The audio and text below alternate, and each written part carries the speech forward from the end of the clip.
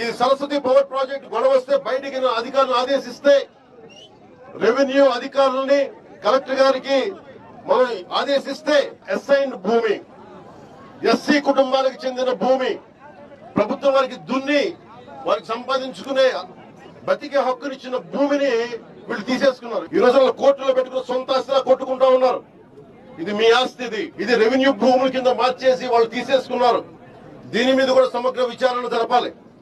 Collector గారికి కూడా నేను ఆదేశిస్తున్నాను, మీరు సంపూర్ణంగా ఎంత భూమి ఉంది, దీంట్లో ఎన్ని అవకతవకలు జరిగినాయి, ఎంత అసైన్ ల్యాండ్స్ ఉన్నాయి, అసలు పెట్టిన ప్రాజెక్టు ఎందుకు ముందుకెళ్లాలా. గురజాల నియోజకవర్గం పరిధిలోని మాచవరం, దాచేపల్లి మండలాల పరిధిలో 1500 ఎకరాలకు పైగా భూములను సరస్వతి సంస్థ కోసం అప్పట్లో వైఎస్ ప్రభుత్వం కేటాయించింది. 15 ఏళ్లైనా ఎలాంటి పరిశ్రమ ఏర్పాటు చేయకపోవడంతో భూములిచ్చిన రైతులు ఉపాధి లేక ఇబ్బందులు పడుతున్నారు. కూటమి ప్రభుత్వం అధికారంలోకి రావడంతోనే